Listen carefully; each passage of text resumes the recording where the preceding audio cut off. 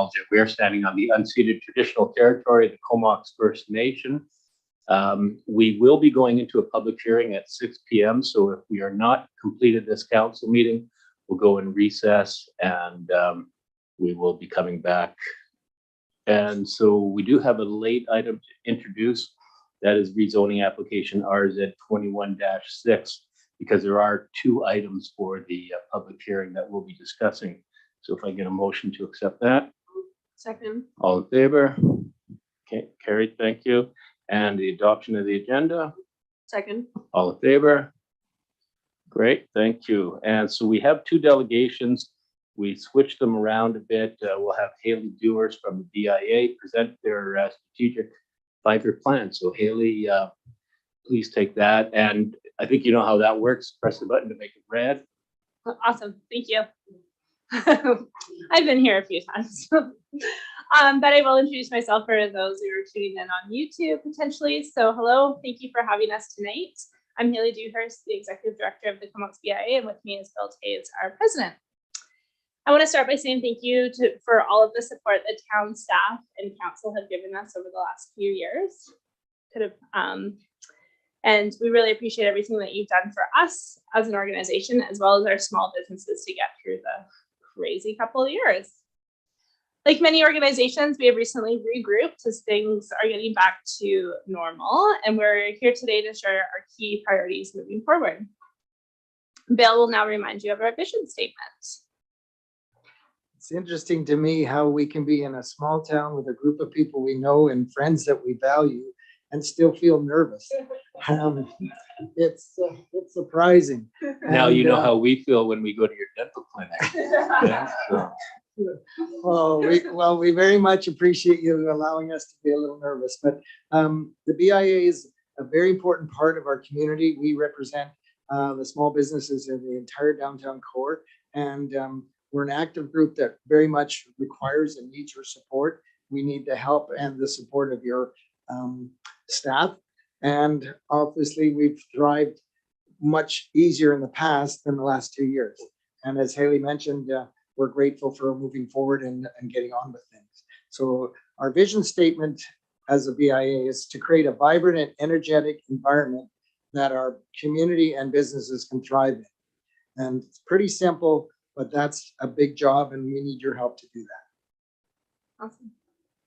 So we've broken down our key priorities into 3 parts. So number 1 is community and member engagement. So we're going to plan and grow our community events that we kind of kickstarted last year. The first one that we're going to jump into is Downtown Comox Summerfest, which will be happening on June 25th. And I'll put my request in at the end of this meeting. Halloween and the Mayor Light Up in November, and also to work with third-party events like the BC Seafood Festival, Philbrick Festival, Nautical Days, and all the other events that come into our beautiful downtown to host their events, like the Dragon Boat Festival and the Outrigger Nationals.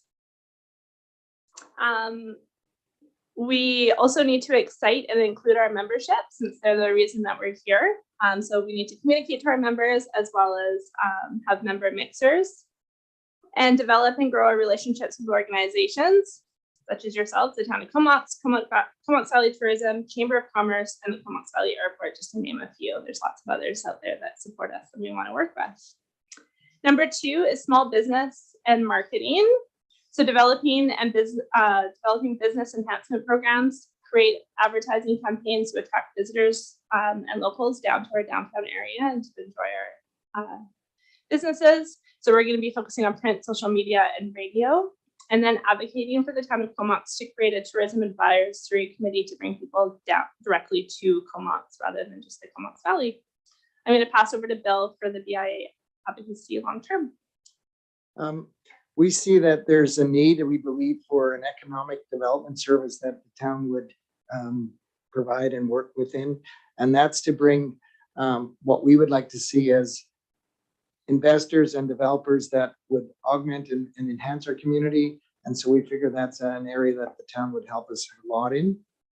We also want to review the Uptown downtown revitalization plan, working with the planning department to see that we're all working together. Is it increasing the ambience on our streets? Are we changing facades? What are we doing that way? Then we're wanting to expand the BIA as, well, we're looking at expanding the BIA. Does it just represent the downtown core? And then do we have associate members like the airport, which is a big part of our community, like the businesses up on Anderton and Guthrie, like the businesses here at the other end of Comox Avenue. So we speak for businesses in Comox, but right now we're quite limited in our downtown scope. And so we're trying to work what's best for the whole community at the same time. Our focus is still on the downtown. And then, of course, anything you do downtown is very dependent on our marina. And so we think it's really important that we have an active marina advocacy part of our program, and helping with areas like, how do we manage the boat launch? How is the parking issue going to be managed? How can the businesses work and help the town with its struggles, or what we call planning in that area, the issues that are in that area, and the compromises that probably have to be made in that area. So that's what we're working on over this year, the next year, and the next few years. Awesome. So some of those are quite large dreams that will require lots of work. But right now, what we're asking for you for the short term is implementing a market permit business license. So a license that the organizer of an event would hold that allows vendors under the umbrella to do business in Comox, essentially a business license for that day during the event. I hope I got the language correct on what I'm requesting. And then, as well as approving the road closures for Saturday, June 25th, which is our downtown Comox Summer Fest, from Comox Avenue from Port Augusta to Norden, plus Port Augusta Street from Comox Avenue to Beaufort, including the public parking lot from 8 a.m. to 6 p.m. Monday, October 31st, Comox Avenue from Port Augusta to Norden. So that's just our regular street closure from 1 p.m. to 5 p.m. And then Friday, November 25th, Comox Avenue from Port Augusta to Norden, 12 noon to 8 p.m. Thank you so much, and we're happy to answer questions. Great, thank you. Any questions from council? Councilor Minions.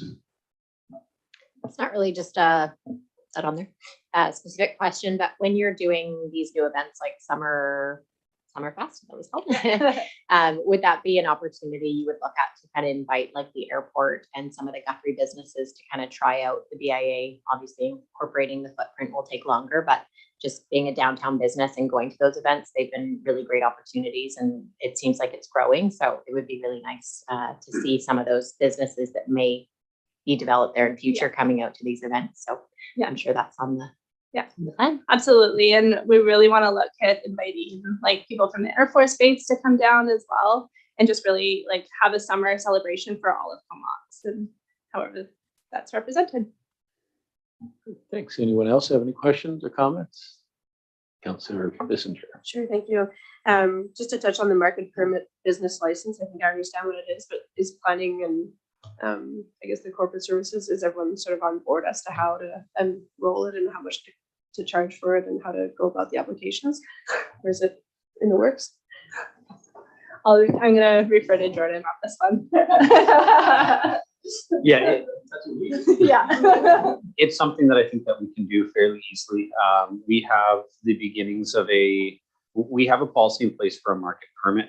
We need to take a look into whether or not that market permit would encompass all the business licenses underneath it, or if it was specifically for that. If it is a change required, it won't be a major change. We've had conversation with the BIA on whether, so one of the aspects of that market permit is a per day fee. So every time they go to open a market, they're going to have to pay that fee. In conversation so far, that fee seems to be okay. And if that's not a stumbling block, then it's probably something that can be changed fairly easily. So we do need to work with transit on the street closures. We need to take a look at what the bylaw says on the business licensing side, and we can bring a report to council that can recommend either changes if needed, and if not, just approval. Great, thank you. Any other questions or comments? I'm just wondering on your expansion of are you thinking of expanding your boundaries, or are you thinking of getting associate members involved? Well, we can't expand our boundaries until we renew our bylaws, and I guess 3 years now. It's going by really quickly, but definitely just our influence. So until the bylaw renewal, it's just expanding our associate members, having as many people involved. Right. Yeah.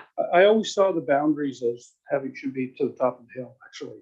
and down Como. So Yeah. including the Port Augusta and those, because they really are in an odd way part of the downtown. So Yeah, and the absolutely. Anderson little things. So yeah, I just wondered what your thoughts were on that. Yeah. Thanks.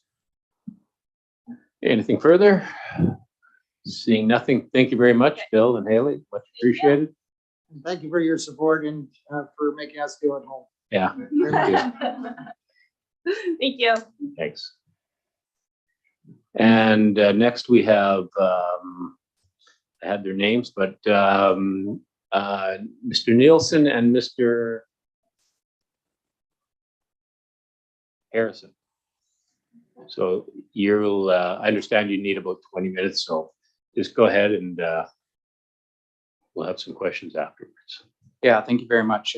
Just to introduce myself, my name is Mark Harrison. I'm the manager of parks at the Comox Valley Regional District, and with me is Alan Nielsen with Nielsen Strategies, and we're here to present the Regional Park Service background study and proposed service framework for that proposed service. So very excited to be here and to be bringing this forward.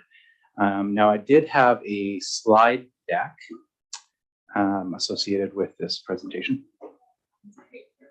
See you later. I'll come back for longer. We'll be building for about 2 hours. Do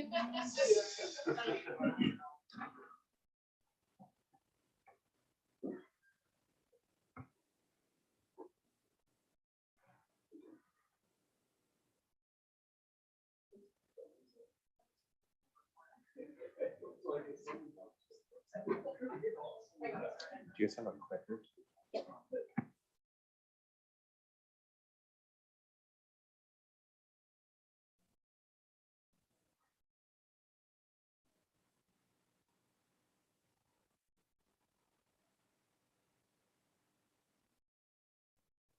Jonathan, we're just pulling up the report, so it'll just be a moment.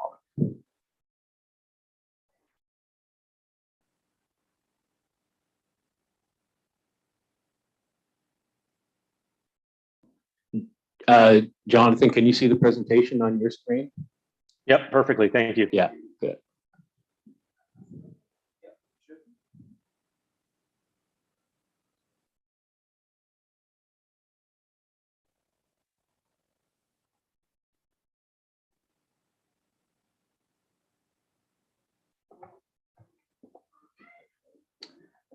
Thank you very much for setting that up for us. I just wanted to start by acknowledging and thanking the people that were involved with this process, because it was quite a long collaborative process. I want to thank Alan Nielsen, first of all, who was really a strong leader throughout this process. I also want to thank the Regional Parks Working Group, which consisted of each of the local government's parks managers. So a big shout out to Andrew Berger, who definitely provided a lot of valuable and insightful input that went into this framework and into the background study. And then lastly, I want to thank all the CAOs who, for each of the local governments, who really provided critical and instrumental insight into developing the proposed service framework. So thank you very much for that. So I just wanted to start by quickly how we got here, and then just look at the process, and then I'll pass it on to Alan, who will do the bulk of the presentation here today. So I think, first of all, I think our current model to protect regionally significant areas for parkland in the region is challenged. I think just if we look at the history a little bit, the Comox Strathcona Regional District, it actually had a regional park service originally, and it was established in 1971. And that service actually became dormant in 1998 for a number of kind of reasons. Now, in 2008, the Comox Strathcona Regional District, it dissolved and was replaced by the Comox Valley Regional District and the Strathcona Regional District. And I think that that's important, because where we're at today is very different than where we were before when we had previous service.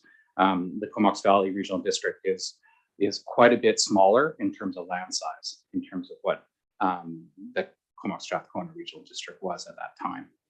And I think since that time as well, there's been a lot of documents through the Comox Valley Regional District Board that have really supported collaboration.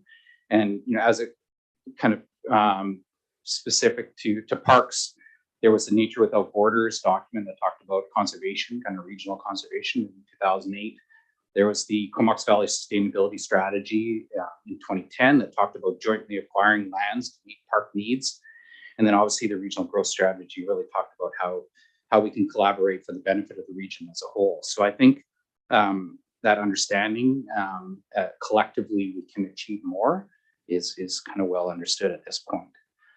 The other few points I just want to make is I think all of our local park systems, so that's all the local governments, that's each of the municipalities and the electoral areas, community services parks, we're at or exceeding carrying capacity. So that's all of us collectively. And so, you know, that pressure on our park system was definitely heightened through COVID, but it's also shown us that need and the benefit that parks kind of provide for all of us.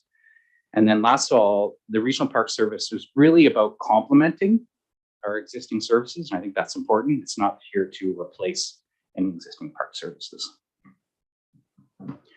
So just really quickly on our process, you know, how we got here today. In December of 2020, the board gave staff direction to begin a 3-step process to explore the establishment of a potential regional park service. So we are in step 1 here, which is the purple rectangles, which are asking for a collaborative background study, and then the general direction for a service, which will be supported by the board, which is essentially the framework that we're presenting today. So within this step, we have presented to each of the local governments to get feedback, and then we'll be taking that feedback and then bringing that feedback to the board at the end of this month to basically explore service establishment. And then if it is established, then we move to step 2, which is actually establishing service through a bylaw. And then once it's actually established, we would then move into step 3, which looks at the details, which is the strategic planning and the land acquisition strategy piece. So on that, I want to present Alan Nielsen of Nielsen Strategies, who is basically the author of this study and the framework. Thank you very much, Mark. Thank you, Your Worship and members of council. It's very nice to be here this evening. As Mark mentioned, we are speaking to all of the local governments in the Comox Valley, and so it's great to be here with Comox this evening. Okay, so the background study. So as Mark mentioned, we have, as a first step, kind of done a background study, and I participated in writing that study. The background study, when we think of the purpose of this, really it's a research piece that looked at what regional parks are, why regional park services are established, who's doing what around the province in different regional park services, and importantly, what can we learn from these other services to incorporate into the thinking here in the Comox Valley.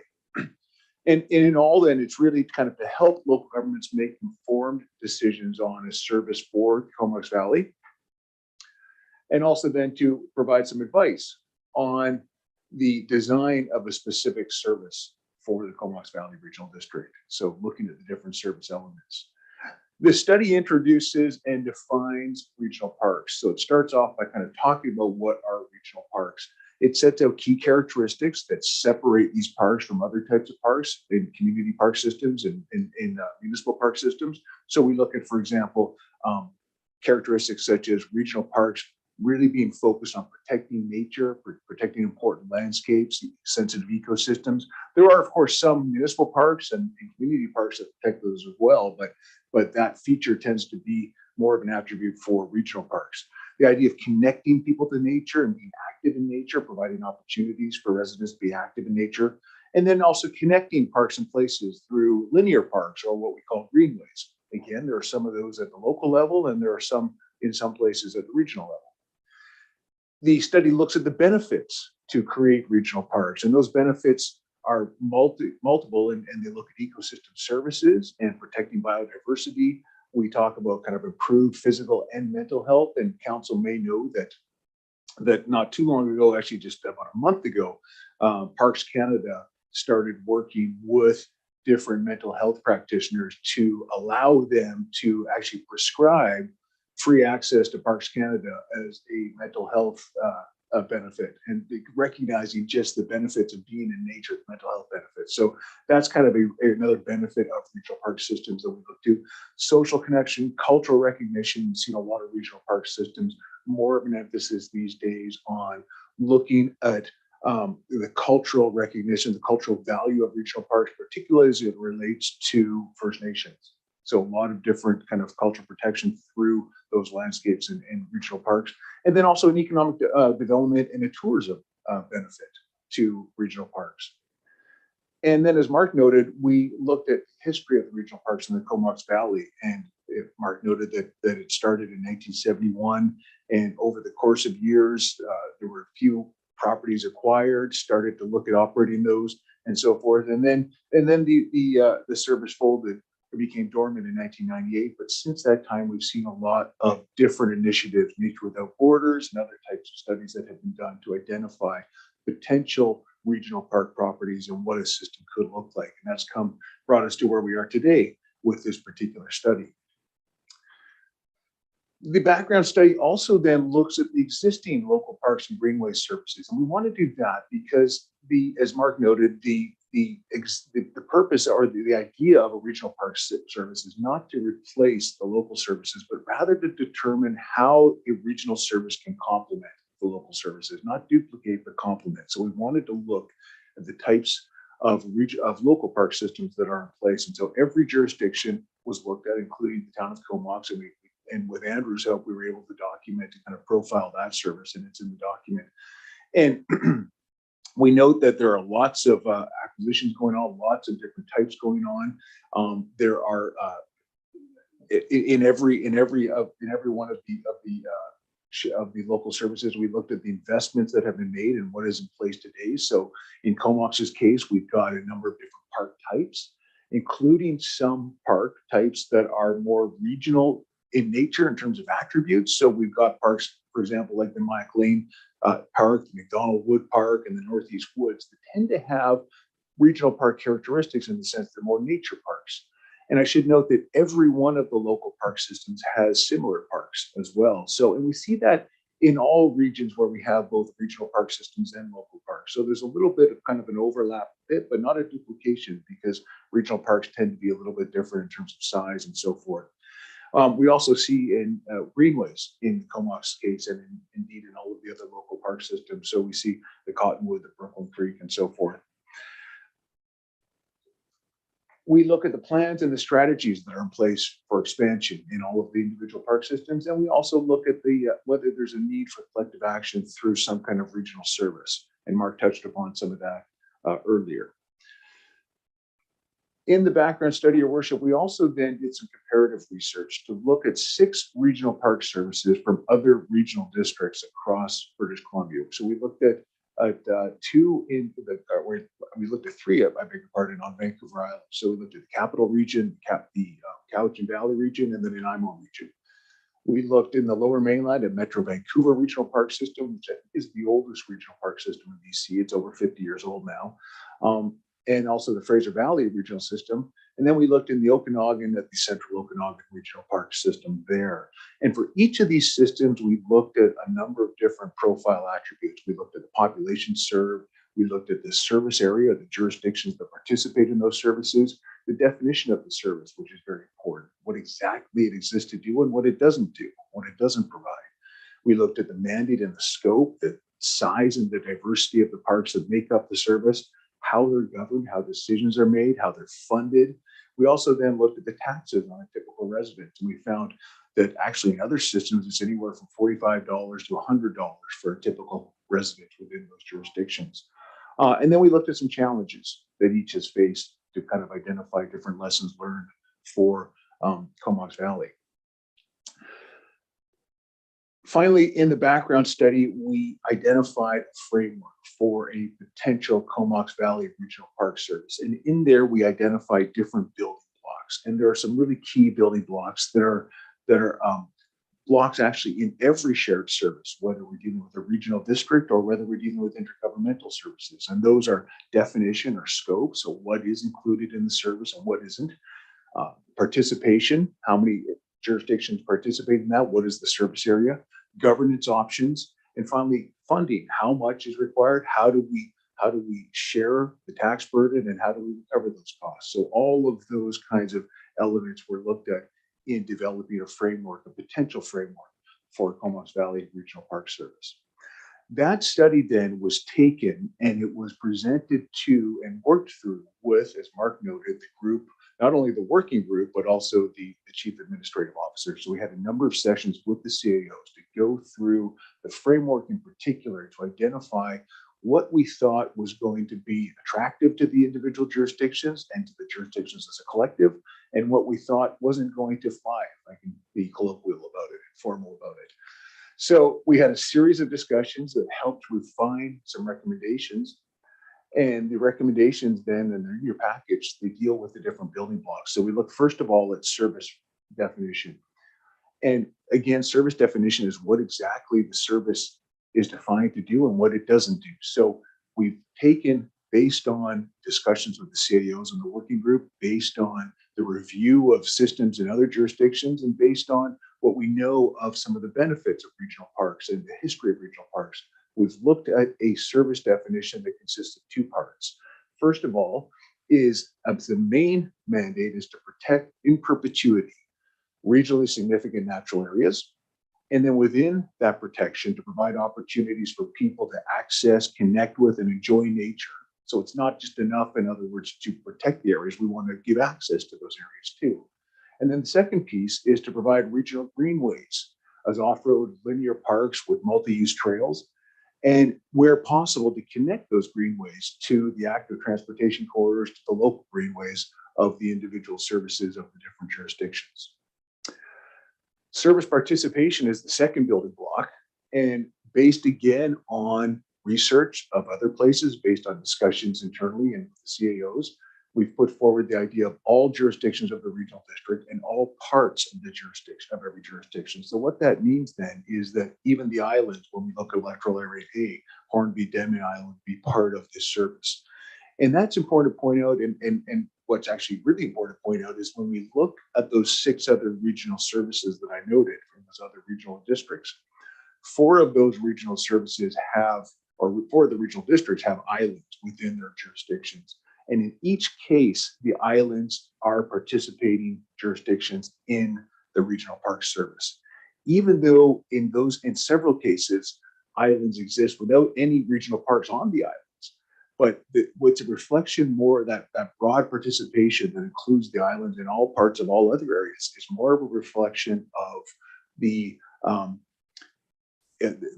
innate, if you will, or kind of the inherent benefit, public good benefit of regional parks, the intrinsic value, if you will, the idea that these properties, these regional parks, which tend to be acquired to protect sensitive areas, to protect natural landscapes, to safeguard these areas in perpetuity, have, just by the very fact that they exist, a value that benefits the entire broader community. And that philosophy is something that we see consistently across the other regional district park systems. And so we've taken that and used it to build out the framework for the proposed service here in the Comox Valley.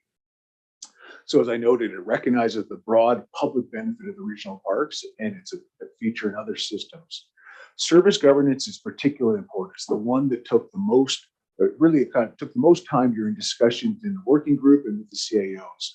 So what we wanted to do with service governance is to create a system that ensured that major decisions that would be made for a service, and those decisions really relate primarily to funding, so putting the development of annual budgets and the subsequent tax requisitions, and acquisition of lands, because funding decisions or spending decisions and land acquisition decisions are the types of decisions that really drive all other decisions and all other spending in the services. When you acquire lands, you then need to kind of protect those lands, develop those lands to allow people to have access to those and monitor those lands. So again, we see the acquisition really driving other spending. So we wanted to have a governance system.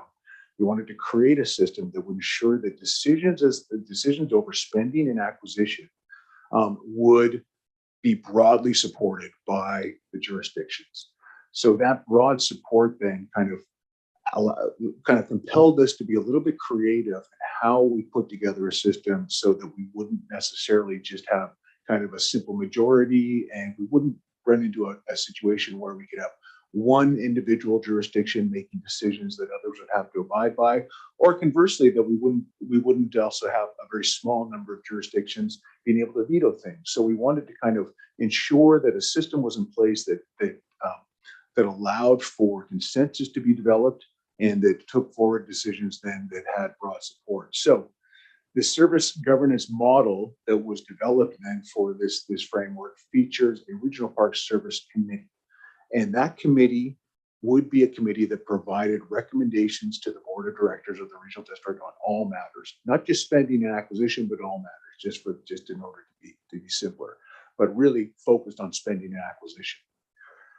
The Regional Park Service Committee, we've suggested, would have 9 members and 1 member for each 10,000 population. So that means Courtney would have 3 members, Comox would have 2 members, and each of the other jurisdictions would have 1 member. 2/3 majority would be required on all matters, including those related to acquisition and budget. So that means that 6 votes out of 9 would be required on all matters in order for that decision or that recommendation to go forward. Now, what's very important to recognize is that when we are dealing with important decisions related to spending and related to acquisition, we are constrained by the rules in the Local Government Act, the voting rules in the Local Government Act, and those rules cannot be varied as they relate to those matters. So that means that decisions that are taken at the board are corporate weighted decisions on spending and acquisition. So we can't deviate from that. What we've done, though, instead, is we've said we are going to create a separate committee, the Regional Park Services Committee, and that committee will be instructed, will be directed to review all spending and acquisition issues, including the development of an acquisition strategy and the development of annual budgets, reach recommendations or decisions on recommendations using the supermajority and the system we've got in place, and then forward those recommendations to the board. It would be incumbent upon the board of directors to receive those recommendations and treat those recommendations as a good reflection of the intent of the parties and the intent of the jurisdictions. The board could choose to ignore those recommendations. That's entirely possible, and there's nothing we can do to sidestep that. We would hope, however, if all jurisdictions kind of joined on to the initiative and all jurisdictions kind of were part of the establishment of this committee, and this committee had its terms, it had its structure set out by bylaw, by regional district bylaw, we would hope then that the board would receive all recommendations, knowing that those recommendations receive broad support of all of the members. Finally, Your Worship, service funding is the 4th building block, and what we've suggested here is to begin with a very modest requisition to start with of $275,000. And that translates into about $6 for representative residents across the region. And we would look to then build that incrementally over time with annual increases determined by committee recommendation. And those annual increases would be informed by the Regional Park Strategic Plan, which would occur in the first year, and by the land acquisition strategy. So all of those decisions going forward and the requisitions to support those decisions would be based on these key documents: the strategic plan on kind of what the service was going to do in terms of how it wanted to do, or how the group wanted to build it over time, and how they wanted to kind of define that and operate it. And then the land acquisition strategy on what types of properties to acquire and to get as specific as possible with a longer term acquisition plan. Comox First Nation is not a member jurisdiction of the regional district, as council knows. We have noted, however, that local governments would be committed to consulting and, where possible, collaborating with Comox First Nation. I was involved with Metro Vancouver as one of the general managers of Metro Vancouver. In my area, we were in charge of regional parks.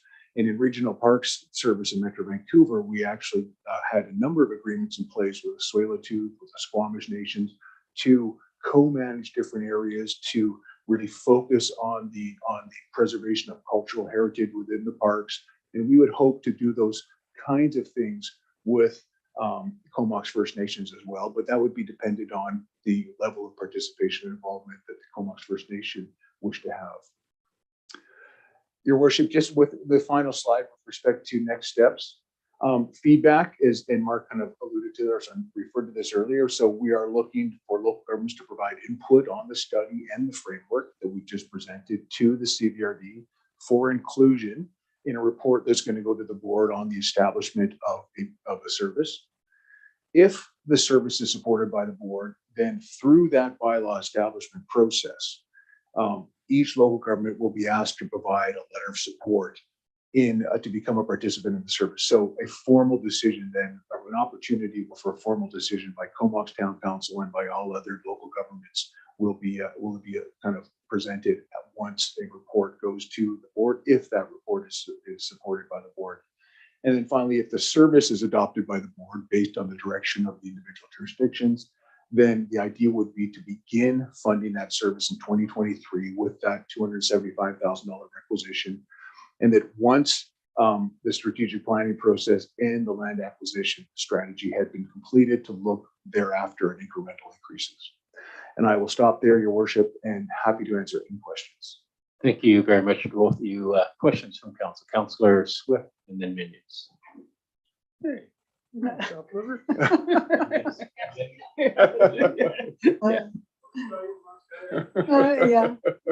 Thanks for your presentation, Alan. Great presentation. And sounds like a lot of thought has gone into this. Just a question to clarify, the Parks Committee that would be constructed would be elected officials? Thank you for your question, Councillor Swift. Yes, through Your Worship to Councillor Swift, absolutely, it would be elected officials only. And that would be important because we would want to ensure that elected officials were there to really represent the voice of the local governments. Thank you. Councillor Minions, Grant, and then Biscuit. Thanks, Alan. It's nice to see a possible lever for acquisition of parks to be done, but of course it's such a thorough and big topic to start a service with other areas, and knowing we have 2 of 9 votes, lots of information to sort out. And I can see that first year where the service is formed and kind of starting small. I'm trying to picture with those other regional districts that have this, say 10, 20 years down the road, Macklang, Northeast Woods. The 2 questions are, do they still in those models stay within the town of Comox as far as boundary and ownership? There's no transfer to a regional park on actual mapping paper, I guess, if that makes sense. And then the other question is, in those other regional park systems, the maintenance is actually done, through the staffing. So I'm just wondering what that typically looks like as far as land ownership, if that makes sense. And then the actual, human resources aspect in those programs that are 50 years in or 30 years in, what do those 2 things look like? Excellent. Thank you very much. And through Your Worship to Councillor Minions, excellent questions. And there's actually the answer to both of those questions reveals, or the answers, I should say, reveal quite a bit of, actually a tremendous amount of commonality or consistency across those regional park services. When we look at the first one, the idea being each local government, and you've identified Macklang and Northeast Woods, for example, in Comox, every local government service within the regional district of this regional district, and indeed, when we look at other regional districts as well, it's a similar situation. Every local government has within its community park service certain parks that have regional park attributes. And so very nature focused and so forth, tend to be a little bit larger, protecting sensitive ecosystems. In every other regional park service, the decision has been taken by the participants to not transfer those particular parks to the regional service. And that's been done for a number of reasons. One, because there's a tremendous amount of pride over those local parks. And 2, while it's attractive to think that maybe we can get others to help pay for the upkeep and maintenance of those parks, it also means that the governance, the decisions over those then become decisions of the broader collective. And so we see then with typically the approach is that that local jurisdictions are reluctant to give up that governance over those parks because they have ownership over those parks, both legal and symbolic and emotional ownership. So that's the other point, I guess, that's worth noting too is, and I know when I was at Metro Vancouver, we had a number of jurisdictions because we did a big review of the park system. We had a few jurisdictions say, oh, you know what, Stanley Park, which for example, City of Vancouver came to us and said, Stanley Park is a de facto regional park. Everybody comes here, everybody uses it. The region should pay for this. And then North Vancouver would say, well, Lynn Valley is a de facto regional park. And then Surrey would say, Surrey Bend is and then we had this list that kept getting longer and longer. But then, and so everybody finally said, you know what, this isn't going to play out very well. We got to stop this. So everybody hold on to your own, pay for your own, manage your own, do all that stuff. And then we'll start to build a collective system as well. So that's kind of the first question. So we wouldn't be looking. Now, I should mention, we've suggested that we wouldn't start by looking at transferring assets to a regional system. The jurisdictions collectively through a regional park system could always decide to do that. But every individual jurisdiction would have a veto over that because you're the owner of that system. On the second point then, with respect to maintenance, in every place, what we see is there's always the potential to have individual jurisdictions use their existing staff to maintain regional parks that happen to be created within that individual jurisdiction. That's a common sense approach in different cases, and you can get some good economies of scale, at least in theory. That said, what we find across the board is that in every regional district that has a regional park system, or at least the 6 we looked at, there is a separate regional park staff where they're managed by the regional district. And there are a couple of reasons for that. One is because the regional district tends to already have local park systems, just as the individual municipalities do. So they tend to be dispersed kind of new operating models across the regional district. So they're well located and positioned to provide that maintenance. The other thing too, though, and we found this certainly in Metro Vancouver's case, and I know it's in the capital region and the Nanaimo case as well, is that regional parks, by their very nature, tend to require a far lower standard of maintenance than municipal parks do. And it's actually a much different approach to operation and maintenance than we see has developed and that municipalities tend to specialize in. So for all of those reasons, in every case across the regional park services, we see the decision has been made to assign management responsibility and maintenance responsibility to the regional districts. There are cases, though, where contracts are done to kind of take care of washrooms or parking lots or those kinds of things. But when we come to kind of the actual maintenance of trails and biodiversity, cataloging and all that kind of stuff, it tends to be with the regional district. All of these things, though, are open to debate and open to change, and it's really a function of the governance model and who decides that. Sure. Councillor Grant. Thank you. Well, governance is my favorite topic. We could go on for hours. And I should, Yeah, that's right. And I should mention, Your Worship, to Councillor Grant, just, and I don't mean to preempt what you're going to say because I'm always eager to hear what you have to say. But you don't have to lie. But this governance model was developed really with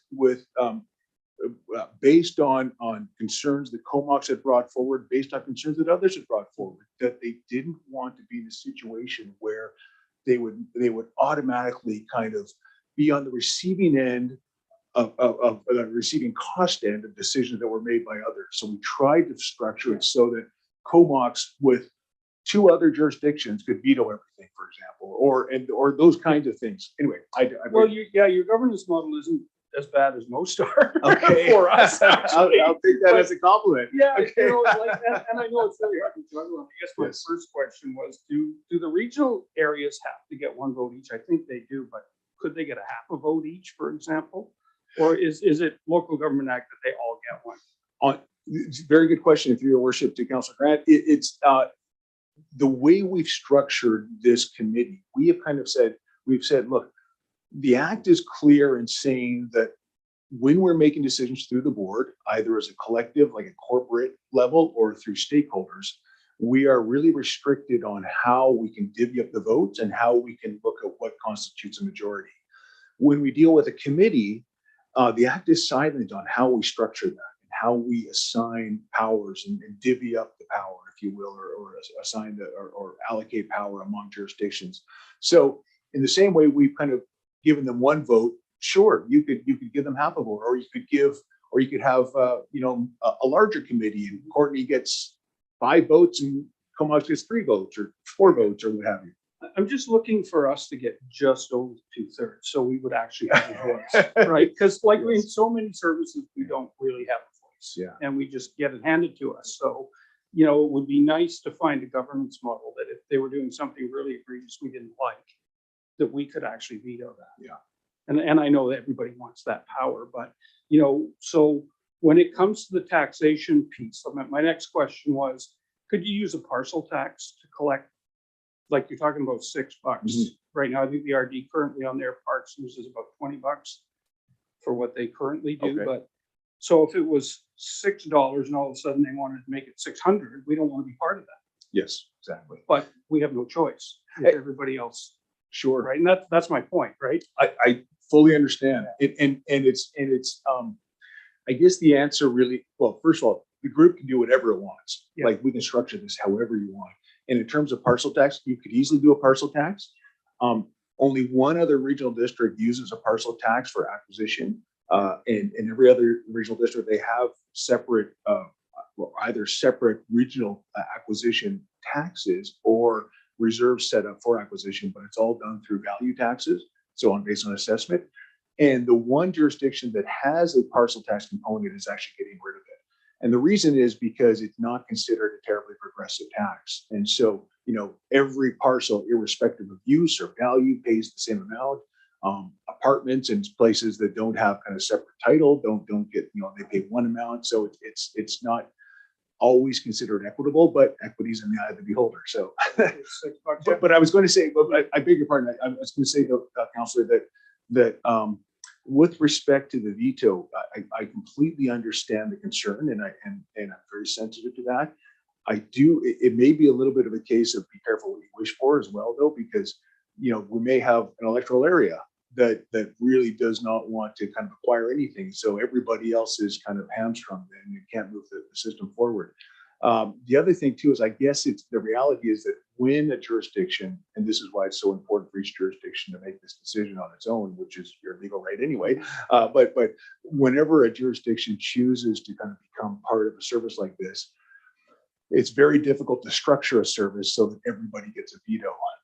But so we've tried to. I don't want everybody. I appreciate that. Yeah. But we've tried to structure it to kind of put a very high bar in place that a decision can't go through until there's broad support. Is there the potential that Comox would be left on the other side? Yes. And as I say, this isn't really egregious. Like it, Sure. It's a lot better than some of the others, so it's okay that way. But that leads to my next question is, if you would you see this with an acquisitions list? Because this all came up back when Stoughton Falls was there, and we looked at saying, and it was actually Comox that said, hey, we need a regional service because there's no other way to buy something like this. Yes. It's a star in the valley. And of course, the very first thing that came up was one of the areas said, well, it doesn't do anything for me, so we don't want to pay.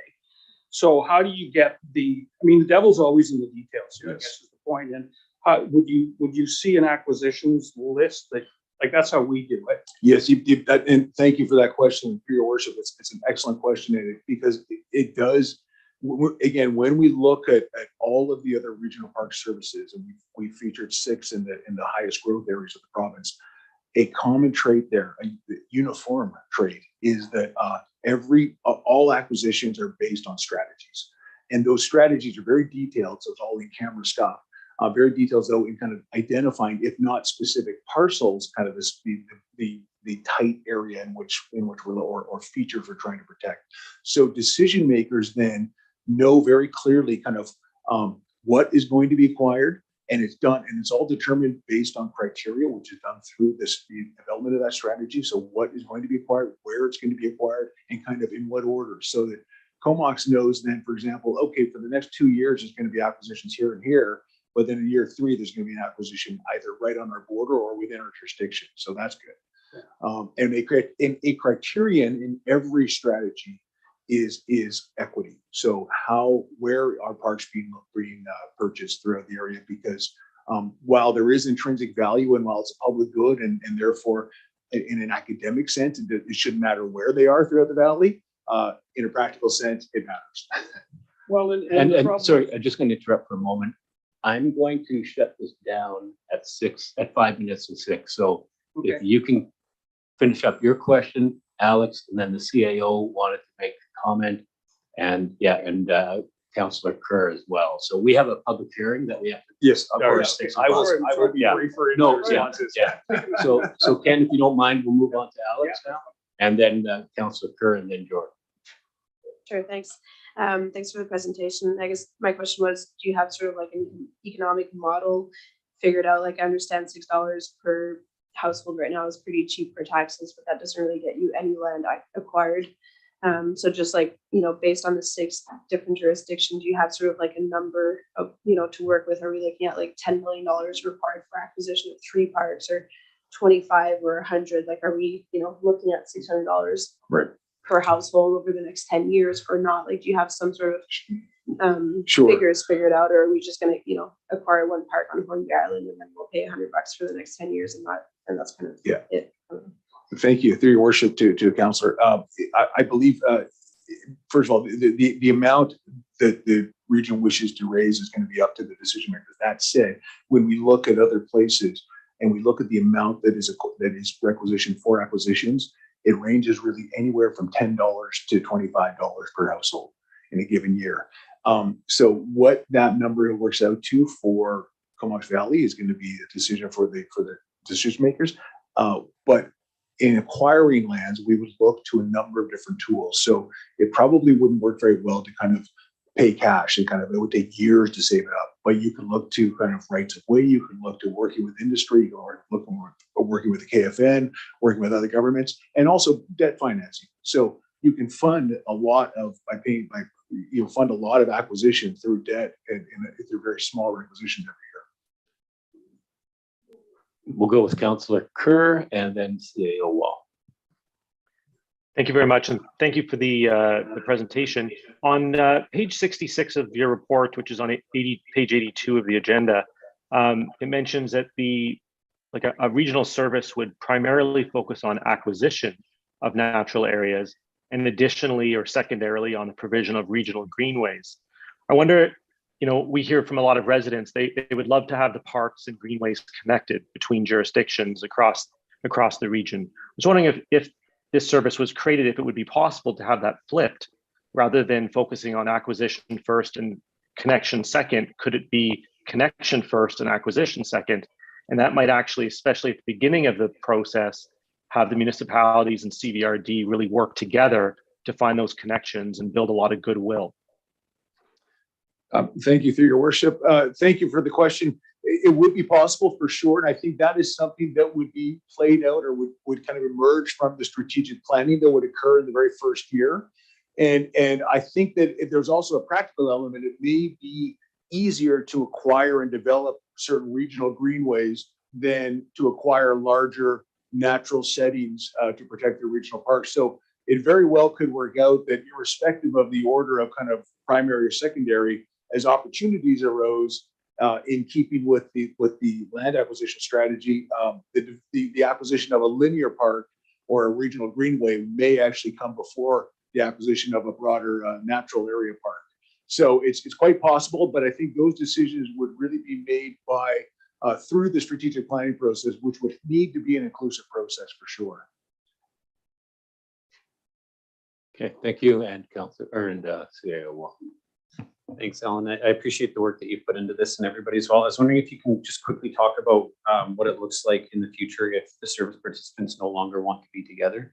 Maybe if you can talk about it in a couple different areas, what a breakup would look like prior to land acquisition versus post land acquisition, and what that would look like if it's an agreeable separation versus an acrimonious separation. Thank you very much. Yes, and through your worship to the CAO, yes, it is. You've raised a very good point, and it's this point that compelled us, that really that inspired us, maybe is a better word, to think of a different governance model. Because when we look at the Local Government Act, there's a very small number of regional district services from which jurisdictions may not unilaterally remove themselves, and regional parks is one of those. So regional transportation is another, there's about 4 or 5. So once you join into the regional park service, you're in. You have the legal right to always ask for a review and to change the terms of participation through that review, but you don't have the right to unilaterally withdraw. You do have the right to negotiate a withdrawal. So to Jordan's questions, if we look at prior to acquisition, I suspect you still don't have the right to once the establishment bylaw is in place, there's no right to unilateral withdrawal. It's a negotiation at that point. So prior to acquisition, it's probably easier to withdraw. There's probably easier to negotiate withdrawal because there's less money in the system and there's fewer commitments that have been made. Post acquisition, I would think it's going to be more difficult because your partners are going to not want you out of the system because then they're going to need to be carrying the cost because these parks are acquired and protected in perpetuity. And that's the whole idea of this kind of service. And that's why regional park services have been placed by the province on that select list of services from which individual jurisdictions cannot leave. So it comes down to then negotiations through service reviews. And I know Councillor Grant is twitching right now. It comes down to finding a way, working with the other jurisdictions to reach decisions and to resolve conflicts. The governance model we've tried to design is focused, or we have designed, tries to really build consensus. So to while not eliminate, to at least minimize the chance that you're going to have those kinds of intense conflicts. Okay, I do have one question, then we do have to run. So Alan, a great presentation by you both. Thank you, very thorough. So if we were to sign on to this, is it only the future parks that we would have this governance role? I'm going to use Goose Spit as the example.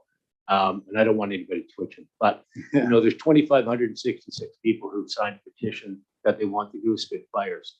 We got 2 people who are making a decision on thousands of people to say, no, you can't have it. So if we were to sign on to this, would this collective group have any governance over, say, Goose Spit or another park? Or is it just Sure. future? Thank you, Worship. It's important to remember that Goose Spit right now, and Seal Bay for that matter, so those kinds of parks, those are parks within the local government system, the local government service for the electoral areas. So those parks are paid for, managed by solely by the electoral areas.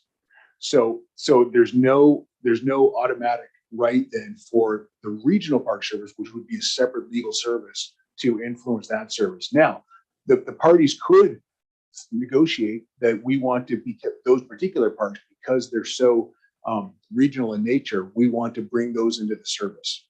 And then we get decision-making authority. And you've raised a very good point that there would be a lot of legitimacy to that position. Okay, thank you very much. My pleasure. Great presentation. Thank you for having I us. need a motion to recess and then we'll reconvene. Move to recess, second. All in favor? And Jonathan, thank you very much. I understand you will not be participating in the public hearing, but we will be coming back here. I can text you if you like when we're leaving the public hearing. Okay,